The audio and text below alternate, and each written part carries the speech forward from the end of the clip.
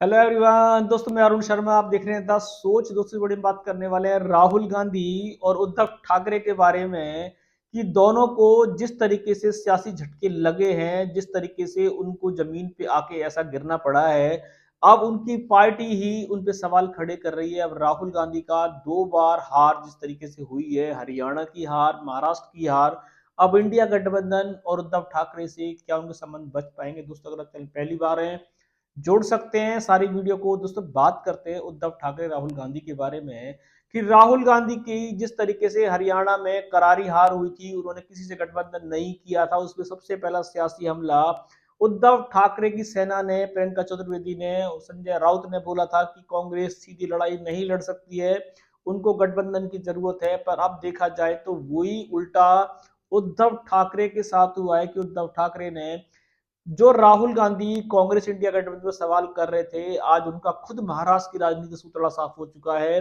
जो राहुल गांधी पे सवाल कर रहे थे, आज कांग्रेस पार्टी, अन्य दल उन पे सवाल कर रहे हैं कि बाल ठाकरे की संपत्ति को बचाने में नाकामयाब रहे। बाल ठाकरे ने शिवसेना उनके हाथ में सौंपी, जिससे उनको एक ऑटो ड्राइवर सिंध छीन के ले गया, उसको बचाने में फेल रहे। सीएम पद के मोह ने विचारधारा को खत्म कर दिया और इंडिया गठबंधन में कूद पड़े। शरद पवार की देखरेख में शायद सीएम के सपने देख रहे थे। राहुल गांधी कांग्रेस पार्टी को घेरते थे कि उनको चेहरा बनाओ, नहीं तो महाराष्ट्र में कांग्रेस की 0 सीटें आएंगी। आज हाल उल्टा है। उद्धव ठाकरे को मैन चेहरा भी बता दिया, सब कुछ बता दिया, पर महाराष्ट्र की राजनीति में सूर्य अस्त हो चुका है उद्धव ठाकरे की सेना का। आप चाहे को शिवसेना कहे या डुप्लीकेट शिवसेना कहे, राहुल गांधी जो पीएम पद के सपने देख रहे थे 2024 में लोकसभा चुनाव के बाद, जो कांग्रेस की बड़ी बढ़त देखी जा रही थी, उस पर सवाल बहुत लोग साथ देने को तैयार थे। पर राहुल गांधी इंडिया पार्टी का जो 2 चुनाव जिस तरीके से महाराष्ट्र और हरियाणा में हारे हैं, अब इंडिया गठबंधन का बचे रहना मुश्किल है। एक इस कोने में है, एक इस कोने में। कोई राहुल गांधी पे सवाल उठा रहा था, आज उद्धव ठाकरे पे सवाल उठ रहे हैं। उसी बीचों बीच अखिलेश यादव ने भी अपनी बैंड बजवा ली, जो कल को कांग्रेस के साथ समर्थन नहीं करते थे। यूपी में 9 सीटों के दावे भर रहे थे, पर 7 सीटें उनके हाथ से खिसक गई। इंडिया गठबंधन का क्या होगा ये तो इंडिया पार्टी जानती है।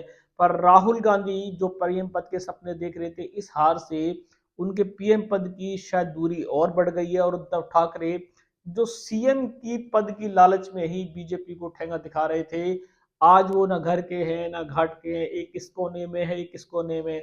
राहुल गांधी का हाल और उद्धव ठाकरे का हाल बराबर है। दोनों के हाल अब कैसे सुधरेंगे, क्योंकि दोनों एक दूसरे पे सियासी हमले बोल रहे थे।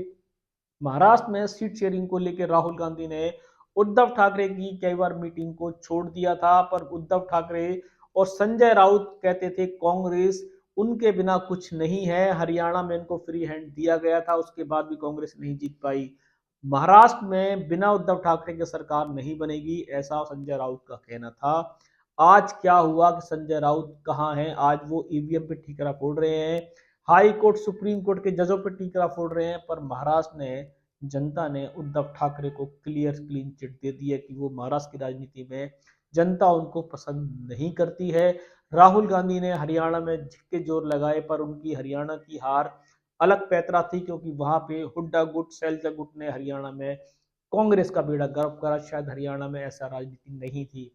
पर उद्धव ठाकरे ने शायद अपने आप को अंधेरे में रखा था और वो सोच रहे थे कि कांग्रेस को कम सीटें देकर अपनी सीटें बढ़ाकर महाराष्ट्र में चमका देंगे। पर हाल उल्टा हुआ, बेड़ा गर्क हो गया उद्धव ठाकरे का। और अब उस पे कैसे रुझान, कैसे मंथन होगा? ईवीएम पे, कोर्ट पे, सुप्रीम कोर्ट पे टिकरा करने से 5 साल की वापसी नहीं हो सकती। उद्धव ठाकरे को या तो बीजेपी ज्वाइन करनी पड़ सकती है, पार्टी का विलय करना पड़ सकता है, शिंदे के पास जाना पड़ सकता है, और राहुल गांधी क्या दोबारा से फिर कोई नया अध्यक्ष चुनेंगे, ताकि मल्लिकार्जुन खड़गे के नेतृत्व में भी पार्टी लगातार हार रही है।